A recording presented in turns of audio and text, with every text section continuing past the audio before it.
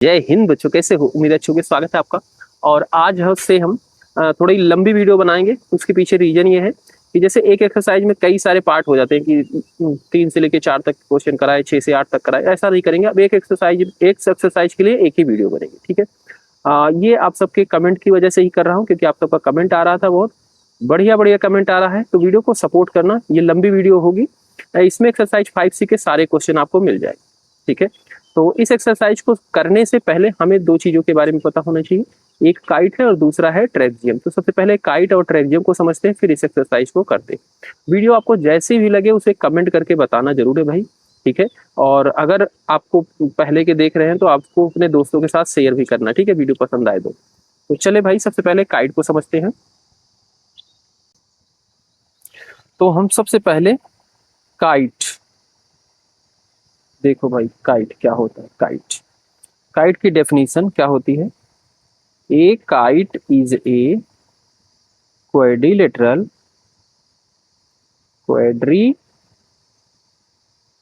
मतलब ये भी एक क्वाड्रिलेटरल है, मतलब 4 साइडें होंगी with 2 non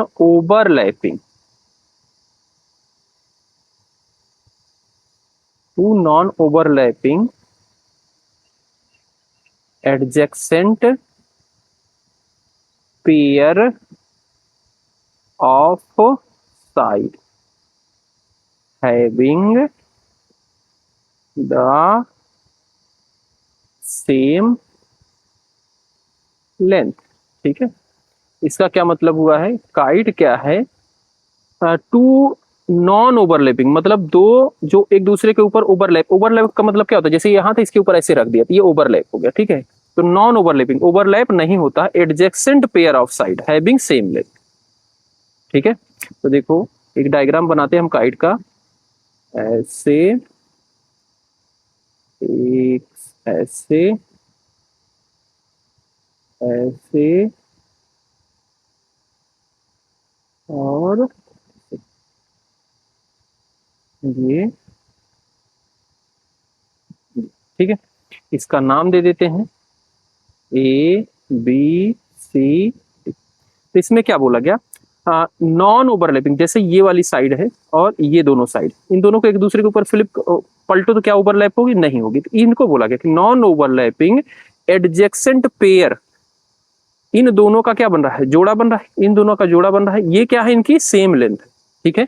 it mean, property डाल के लिखते हैं प्रॉपर्टी, इसका मतलब है ये वाली साइड इसके इक्वल, ये साइड इसके इक्वल, ठीक है। यानी कि A B is equal to A D. इसी तरीके से ये वाली साइड इसके ऊपर, यानी कि बी सी बराबर सी डी, बी सी बराबर सी डी, ये इक्वल होती, ये मतलब, ठीक है। ये पहली प्रॉपर्टी हो गई, ठीक है। दूसरी प्रॉपर्टी क्या है इसमें कि जो ये ए सी है, ये एंगल ए को और एंगल सी को बाइसेक्ट करता है, मतलब 2 भागों में बांटता है, और साथ में इस डायगोनल, इस बीडी को भी बाइसेक्ट करता है, ठीक है। तो A C bisect angle A, angle C and BD, ठीक है। ये इसको भी बाइसेक्ट करता है, एंगल को, साथ में इसको भी बाइसेक्ट करता है। इसका क्या मतलब हुआ भाई? जब ए को बाइसेक्ट करता है, यानी कि ये वाला एंगल, ठीक है, और ये वाला एंगल, ये दोनों इक्वल होंगे, है ना। तो इसको लिख सकते हो एंगल बी ए, इसको डाल दो ई, या फिर डायरेक्ट यहां से लिख सकते हो सी, ठीक है। तो angle B A E is equal to angle D A E, D A E, ठीक है, ये होगा। और साथ में यहां पे भी बी सी ई, बी,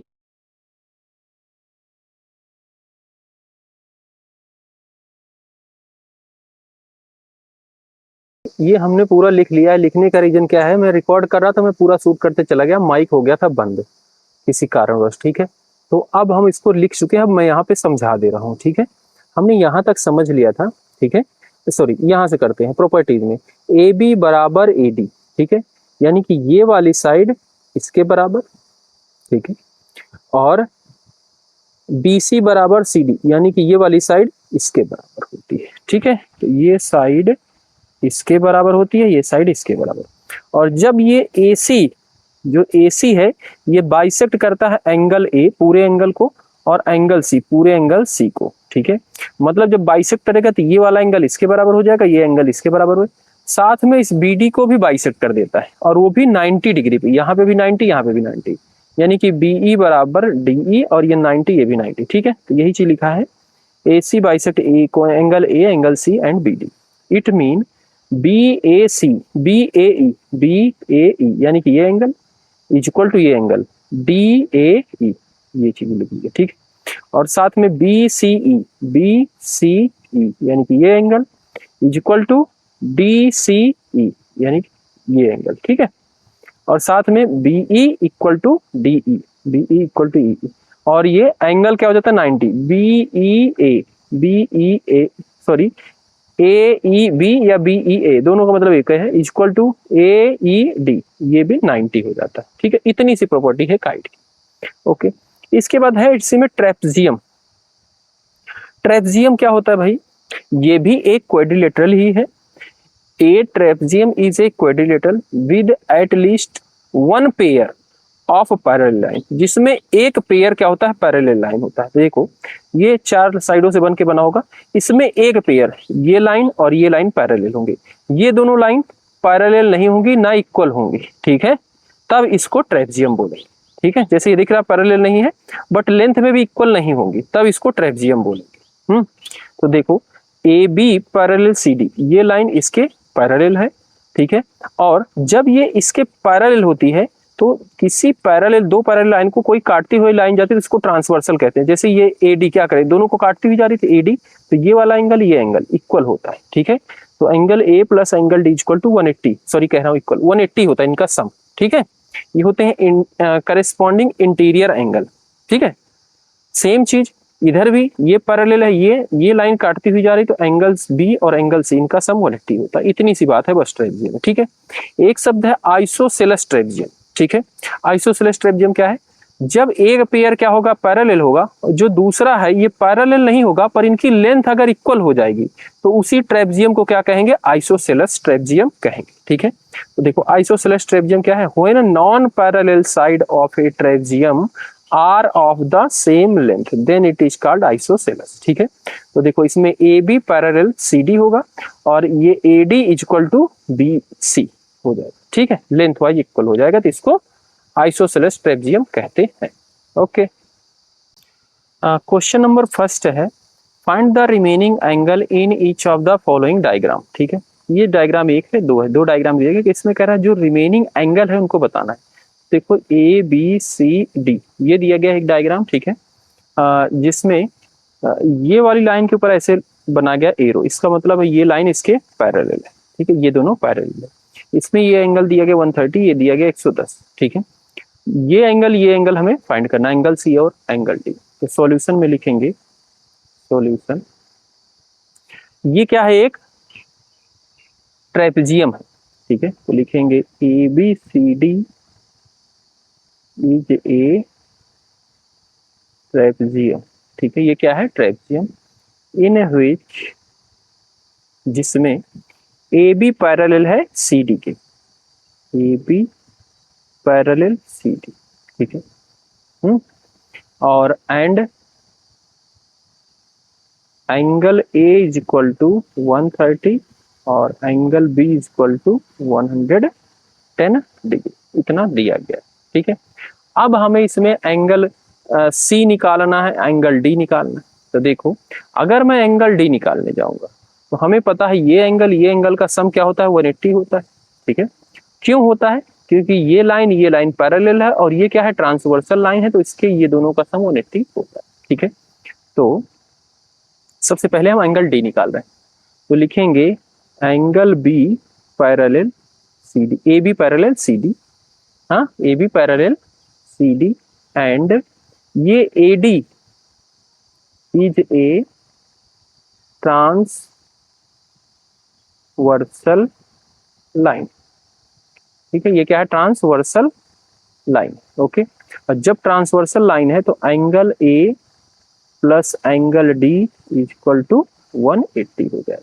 ठीक है, एंगल ए यहाँ पे दिया गया है 130 degree plus angle D equal to 180, angle D equal to हो जाएगा 180। इधर ये 130 क्या है, प्लस है, उधर जाएगा तो माइनस हो जाएगा। ठीक है, तो इसमें से ये माइनस हो जाएगा तो कितना बचेगा, ये 50। तो एंगल डी यहां से आ जाएगा 50। ठीक है भाई, एंगल डी हमें पता चल गया। जैसे ही एंगल डी हमें पता चल जाएगा, इसके बाद हम आ जाएंगे एंगल सी पे। तो एंगल सी निकालने के लिए वही रीजन देंगे, A B parallel C D. ठीक है, ए बी क्या है, सी डी के पैरेलल है, A B parallel C D and यहाँ पे बी सी है ट्रांसवर्सल लाइन। ठीक है, बी सी क्या है, transversal line, B C is a transversal line. ठीक है, जब ये ट्रांसवर्सल लाइन है तो यहाँ पे एंगल बी और angle C, angle B plus angle C equal to 180 degree. ठीक है, 180 डिग्री हो जाएगा। और यहाँ से एंगल बी की वैल्यू क्या है, 110, एंगल सी इक्वल टू हो जाएगा 180। 110 इधर प्लस में, उधर जाएगा तो माइनस हो जाएगा, angle C equal to 180 minus 110। 180 में से 110 चला जाएगा, कितना बचेगा, 70 डिग्री। तो एंगल सी आ जाएगा हमारा 70 डिग्री। ठीक है, तो इस तरीके से एंगल सी और डी हम कैलकुलेट करेंगे। अब आ जाओ भाई दूसरे वाले डायग्राम में। ठीक है, ये रहा, यहाँ से हम एक लाइन डाल देते हैं ताकि ये क्लियर हो जाए कि ये इसका जवाब था, अब इसका कर रहे हैं। तो अब इसमें देखो, इसमें बोला गया है ये लाइन इसके पैरेलल है और ये साइड इसके बराबर है। तो ये किसकी प्रॉपर्टी थी, ये पैरेललोग्राम की प्रॉपर्टी होती है भाई। ये इसके पैरेलल है, इसके बीच की दूरी क्या है, बराबर है, यानी कि ये दोनों भी तो एक दूसरे के पैरेलल होंगे। ठीक है, इन दोनों के बीच की दूरी ये वाली बराबर। ठीक है, तो ये क्या हो गया, एक तरीके का पैरेललोग्राम हो गया। तो इसमें सॉल्यूशन में लिखेंगे P Q R S is a parallelogram, parallelogram. ठीक है, इन विच, जिसमें एक एंगल एस दे दिया गया है 105 डिग्री। ठीक है, ये दे दिया गया 105। अब हमें इसमें एंगल सबसे पहले पी निकालने की देखते हैं। हमें पता है पैरेललोग्राम के एडजेसेंट एंगल का सम क्या होता है, 180 डिग्री, है ना। तो एडजेसेंट एंगल ये और ये। ठीक है, तो angle P plus angle S is equal to 180 degree. कब, एडजेसेंट एंगल ऑफ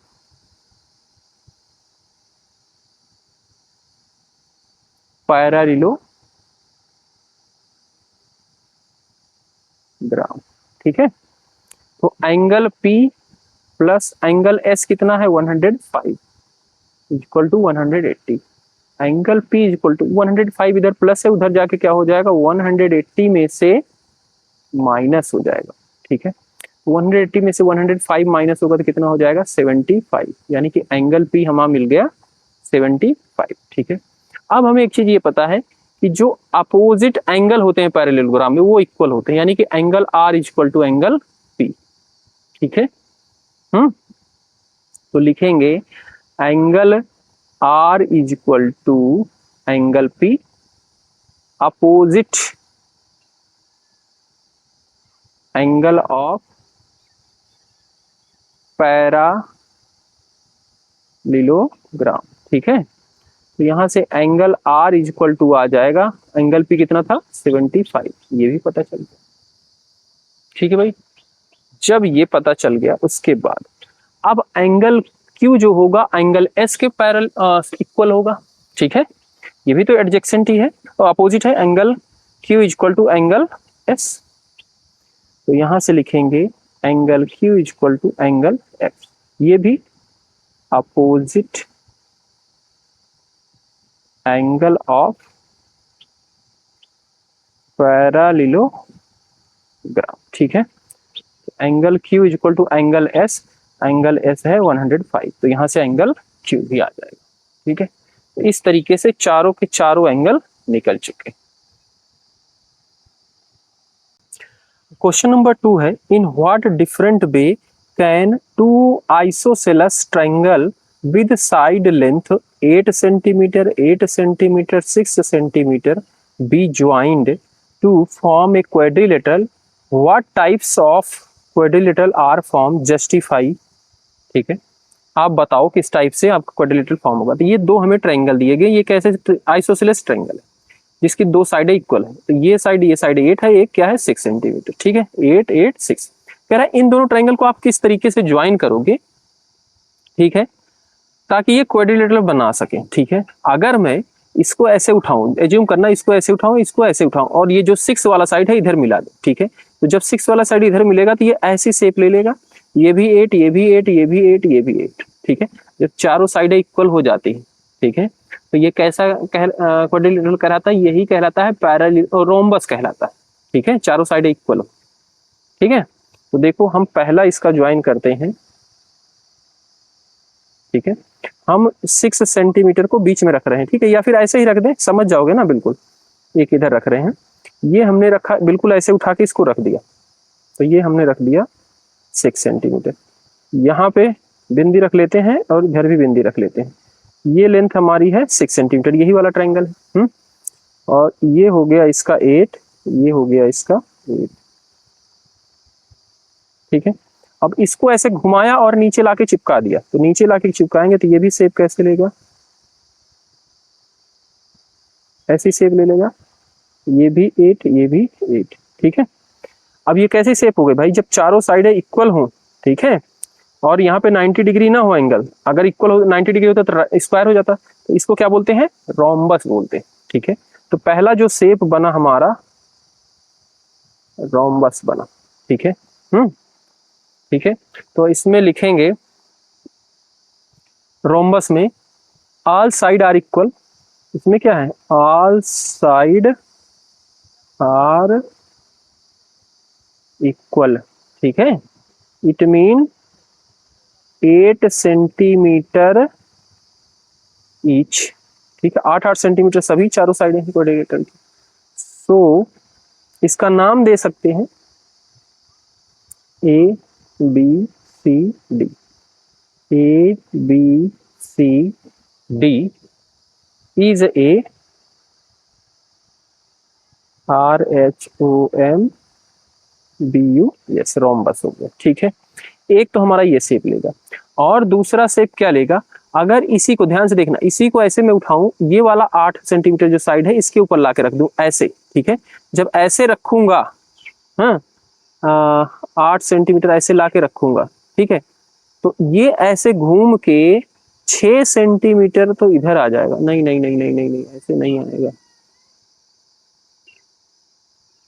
ये 8 था, ये 8 था, नहीं, इसको ऐसे फ्लिप कर दो, ऐसे इसको पलट दो, इसको पलट दो, ये 8 सेंटीमीटर इसी के ऊपर रहेगा, पर ये 6 वाला चला जाए ऊपर की साइड और ये 8 इधर आ जाए। देखो इसको मैं डायग्राम बना रहा हूँ, ये वाला ट्रायंगल सेम ही बना रहे हैं। ठीक है, ये एक सेकेंड, गलत कर दिए, इधर करा रहे हैं। देखो ये हमने ले लिया इसका 6 सेंटीमीटर, ये वाला साइड नीचे वाला साइड, और ये 8 सेंटीमीटर इधर भी और इधर भी। ठीक है, मतलब ये ट्रायंगल ऐसे रख लिया। अब इसको क्या किया, इसको ऐसे पलट दिया, ये जो 6 सेंटीमीटर ऊपर चले गए ये नीचे आ गया, और फिर ये 8 सेंटीमीटर की साइड से ही मिला देंगे, तो इधर हो जाएगा ये 6 सेंटीमीटर और ये हो गया 6 सेंटीमीटर और ये हो गया 8 सेंटीमीटर। ठीक है, ऐसा शेप हो गया, इसको पलट दिया तो 6 ऊपर चला गया, ये 8 ये 8 ये 8। अब देखो इसमें अपोजिट साइड क्या है, सेम सेम, किसमें होती है, पैरेललोग्राम में होती है। तो दूसरा जो डायग्राम बना, ये बना है parallelogram.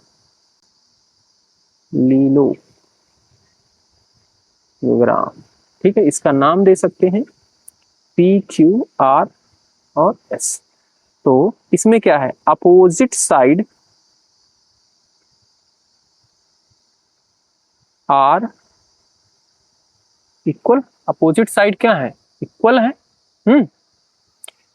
So PQRS is a parallelogram. ये क्या हो गया? पैरेललोग्राम। तो यही दो शेप बनेंगे इस। क्वेश्चन थर्ड है, what is the quadrilateral that is both a kite and a parallelogram. कह रहा है वो कौन सा क्वाड्रिलेटरल होगा जो काइट भी हो सकता है और पैरेललोग्राम भी होता है। मतलब काइट की जो प्रॉपर्टी है और पैरेललोग्राम की जो प्रॉपर्टी है वो उसके अंदर उपस्थित हो। ठीक है, तो देखो भाई, हम सबसे पहले लिख रहे हैं काइट की प्रॉपर्टी क्या है। काइट क्या होता है? इन काइट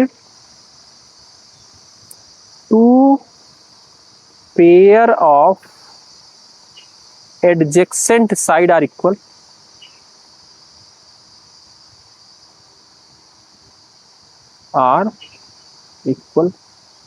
ध्यान से समझना, एक रफ फिगर भी मैं बना ले रहा हूं काइट का। ये इसमें ये साइड इसके बराबर होती है, और अगर इसको ऐसे लंबी कर लेते थोड़े से ना, तो ये साइड इसके बराबर होती है। ठीक है, ये होता है काइट।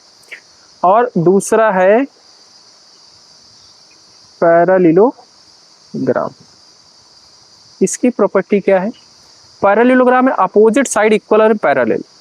हाँ, इन पैरेललोग्राम अपोजिट, ध्यान से देखना, अभी लिखने के बाद समझा दूंगा कैसे आ रहा है। Opposite side are equal and parallel. ठीक है, तो देखो इसमें क्या होता है, अपोजिट साइड इक्वल होती है और पैरेलल होती है। तो ये देखो मैंने बना लिया ऐसा, ये वाली साइड इसके पैरेलल या इक्वल, ये वाली साइड इसके पैरेलल इक्वल। ठीक है, तो अब ऐसा कौन सा क्वाड्रिलेटरल हमने पढ़ा अभी तक जिसमें इसकी भी प्रॉपर्टी हो और इसकी भी हो, मतलब एडजेसेंट साइड इक्वल हो। ठीक है, एडजेसेंट साइड का जो पेयर हो इक्वल, मतलब ये साइड इसके इक्वल है ना, ये साइड इसके इक्वल, और साथ में अपोजिट साइड भी इक्वल हो और पैरेलल। तो ये कैसा है? रोम्बस। रोम्बस में क्या होता है, जो पैरेललोग्राम होता है इसमें ये साइड इक्वल नहीं होती। रोम्बस में क्या होती है, चारों साइड इक्वल होती है, यानी कि इसकी भी प्रॉपर्टी बगल बगल वाली साइड भी इक्वल होती है। ठीक है, और जब चारों साइडें होंगी तो इसकी प्रॉपर्टी आमने सामने की भी साइडें इक्वल हो जाएगी। ठीक है, तो रोम्बस है RHOMBUS। अब किसी किसी के दिमाग में आ रहा हो कि भैया स्क्वायर क्यों नहीं लिया, उसमें भी तो क्या होता है, चारों साइडें इक्वल होती हैं, आमने सामने की भी साइड इक्वल होती है, पर स्क्वायर में यहाँ पे जो 90 डिग्री का एंगल होता है वो होता है ना, इसमें नहीं होता, दोनों में, इसलिए नहीं किया। समझ रहे हो? तो rhombus, in rhombus all side are equal, इसमें सभी साइड इक्वल है, जिसकी वजह से इसकी प्रॉपर्टी बगल बगल वाली इक्वल, ये भी पूरी हो गई, और जब सारी साइड इक्वल है तो आमने सामने की भी साइड इक्वल हो जाएगी, इसलिए दोनों की प्रॉपर्टी पूरा हो रही है। ठीक है, इक्वल। तो rhombus fulfil the properties of kite and a parallelogram, दोनों की प्रॉपर्टी फुलफिल कर रहा है। Therefore quadrilateral will be a rhombus। ठीक है, ओके, तो ये क्या होगा, क्वाड्रिलेटरल कौन सा होगा, रोम्बस होगा। क्लियर बात। क्वेश्चन नंबर 4 है, कह रहा है can there be a quadrilateral that is both a kite and a rectangle. कह रहा है क्या कोई ऐसा क्वाड्रिलेटरल हो सकता है जो काइट भी हो और रेक्टेंगल भी हो। तो बिल्कुल हो सकता है भाई, ऐसा क्यों नहीं हो सकता। ठीक है, तो देखो सबसे पहले काइट की प्रॉपर्टी तो यही है, एडजेसेंट साइड इक्वल होनी चाहिए, और रेक्टेंगल क्या है, अपोजिट साइड इक्वल होनी चाहिए। तो स्क्वायर जो होता है उसकी चारों साइड इक्वल होती है, मतलब एडजेसेंट साइड भी इक्वल हो जाएगी और अपोजिट साइड भी इक्वल हो जाएगी। तो इसका सॉल्यूशन क्या हो जाएगा, समझ गए ना। तो सबसे पहले काइट की लिख देंगे प्रॉपर्टी। काइट क्या होती है, two pair of adjacent side are equal. और रेक्टेंगल क्या होता है, अपोजिट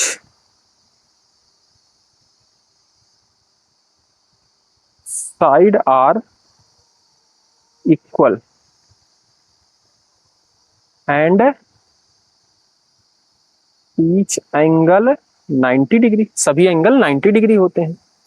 तो जो अब स्क्वायर है उसमें क्या होगा, इसका अगर देखो इसमें अपोजिट ये ऐसे शेप की होगी, ये वाली साइड इसके इक्वल, ये साइड इसके इक्वल। और ये कैसा होगा रेक्टेंगल, ऐसे बिल्कुल ऐसे, ये साइड इसके बराबर, ये साइड इसके बराबर, और ये 90, ये भी 90। तो अब ऐसा कौन सा फिगर हो सकता है कि जिसकी एडजेसेंट साइड भी इक्वल भी हो, तो ऐसा हो सकता है सिर्फ और सिर्फ स्क्वायर। देखो इसमें एडजेसेंट साइड, ये साइड चारों इक्वल होती हैं, तो इसकी प्रॉपर्टी क्या है, बगल बगल की साइड, ये साइड इसके इक्वल, और इसकी प्रॉपर्टी क्या है, आमने सामने की, ये साइड इसके इक्वल, ये भी प्रॉपर्टी, और 90 डिग्री तो 90 डिग्री भी। ठीक है, समझ में आया? यानी कि स्क्वायर ही है जो इसकी प्रॉपर्टी को फुलफिल कर सकता है। ठीक है, ये लिख दिया। अब in square all side are equal and each angle 90, सभी एंगल क्या होते हैं, 90 होते। It will fulfill the property of kite and rectangle. It will fulfill the property of kite and rectangle. ठीक है, ओके। तो ये क्या हो जाएगा, स्क्वायर, हाँ, kite and rectangle. So square is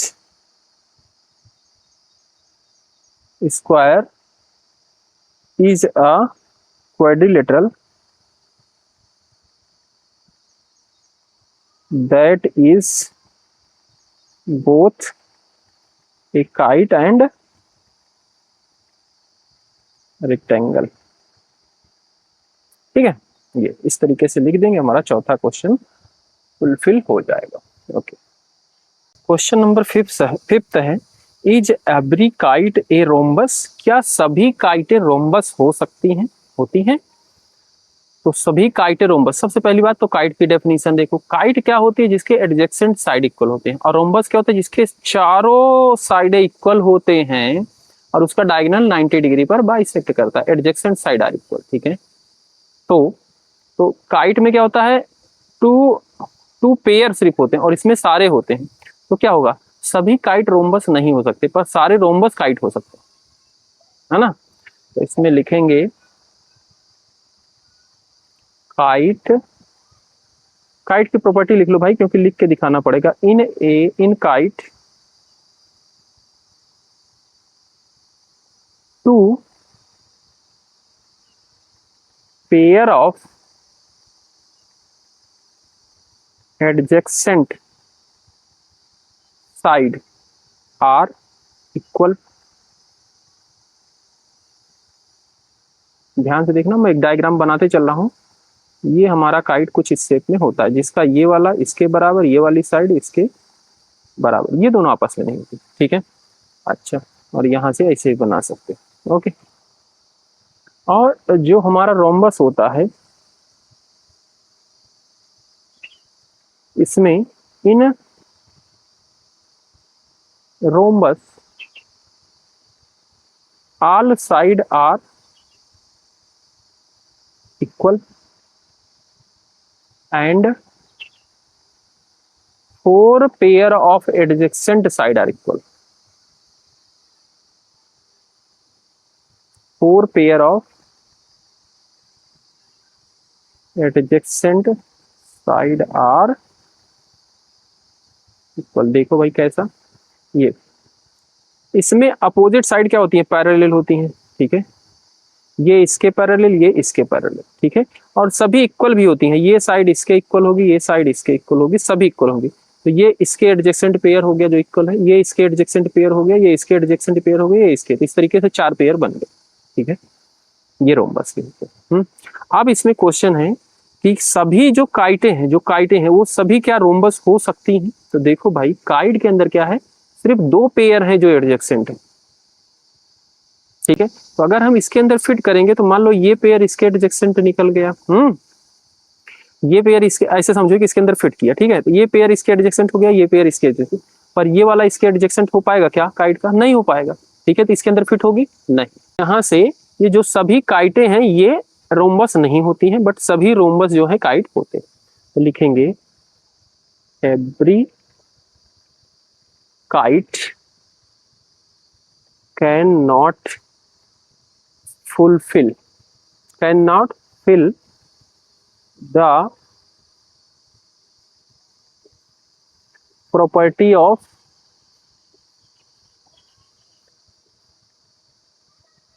every rhombus, so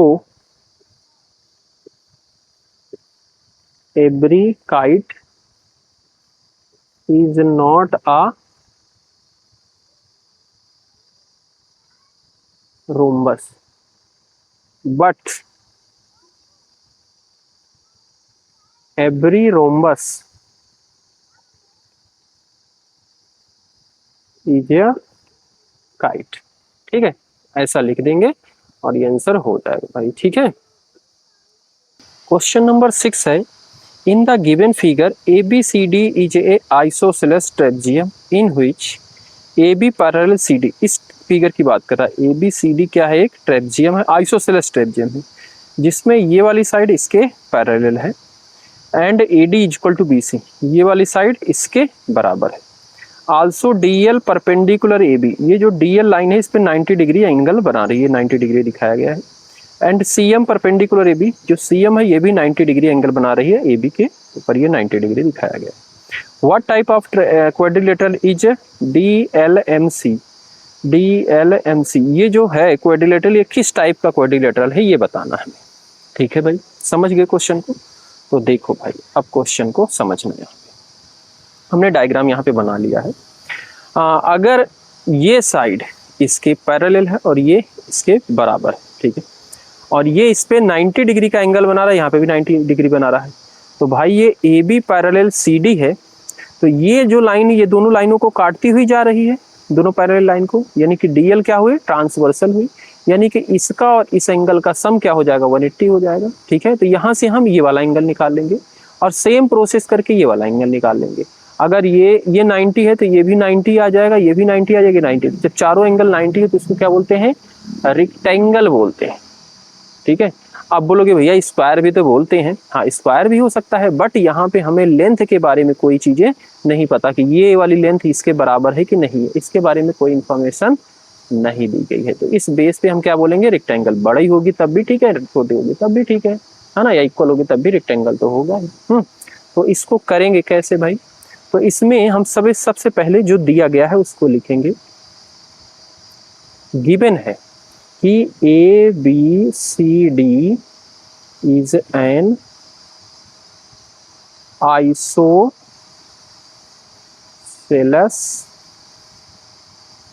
trapezium। ठीक है, इन which जो दिया गया है उसको लिख देते हैं। इन which AB पैरेलल है CD एंड AD बराबर है BC। ठीक है, आल्सो जो DL है वो परपेंडिकुलर है AB के, जो DL है परपेंडिकुलर है AB, एंड और जो CM है ये भी परपेंडिकुलर है AB। ओके, अब इसमें तो ये परपेंडिकुलर का मतलब समझ रहे हो, 90 डिग्री का एंगल बना रहा है। ठीक है, यानी कि it mean angle DLM equal to 90, और इसको तो CML ये भी 90। ठीक है, अब देखो अब हम इसको सॉल्व करेंगे, सॉल्व तो फिलहाल कर ही रहे हैं। अब हम बताएंगे ये वाला एंगल निकालेंगे डी, ठीक है। तो इसमें लिखेंगे डी निकालने के लिए कि L M perpendicular C D and D L is transversal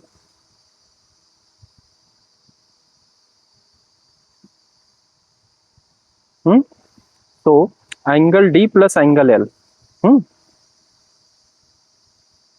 short form में लिख रहे हैं ना, ठीक है, सीधा सीधा समझ रहे हो। या फिर इसको ये ना लिख के हम इसका पूरा नाम भी लिखेंगे भाई। तो ये क्या है, एंगल डी को लिखेंगे एल डी सी, इसको लिखेंगे एल डी सी, इसको लिखेंगे D L M equal to 180। ये क्या है, करेस्पॉन्डिंग इंटीरियर एंगल्स, ठीक है, करेस्पॉन्डिंग इंटीरियर एंगल। ओके, तो यहां से एल डी सी यानी कि ये वाला एंगल, हाँ एल डी सी यानी कि ये एंगल, और डी एल एम देखो 90 डिग्री है, 180। तो एल डी सी क्या हो जाएगा, 90 इधर प्लस उधर जाएगा तो 180 में से माइनस हो जाएगा, तो यानी कि 90 आ जाएगा। तो हमारा ये आ गया एल डी सी क्या आ गया 90, ये भी 90 आ गया, ठीक है। सेम प्रोसेस करेंगे इसके लिए, इसमें भी L M parallel C D and M C is transversal line, ठीक है, M C is transversal line. So जब ये ट्रांसवर्सल लाइन है तो यहाँ पे भी angle L M C plus angle M C D equal to 180। ये भी क्या है, करेस्पॉन्डिंग इंटीरियर एंगल्स, ठीक है, करेस्पॉन्डिंग इंटीरियर एंगल, ठीक है। तो यहां पे एल एम सी की वैल्यू क्या देगी, एल एम सी 90 है plus M C D equal to 180। 90 को उधर भेजोगे तो 180 में से माइनस हो जाएगा, बचेगा 90, यानी कि L M C D equal to 90, यानी कि ये एंगल भी क्या आ गया 90। अब देखो all angles are equal 90 degree हो गए, ठीक है, ठीक है। Therefore angle D L M यानी कि ये एंगल किसके इक्वल है, इस एंगल के इक्वल एल एम सी, और ये एंगल इसके इक्वल, ये भी 90 है, तो एम सी डी, और ये एंगल हो गया, ये इसके इक्वल है, ये भी 90 है, तो सी डी एल, ये चीज 90 है। जब सारे एंगल इक्वल होते हैं तो उसको क्या बोलते हैं, रेक्टेंगल। तो D L M C is a rectangle, ये है इसका आंसर हो जाएगा, ठीक है भाई।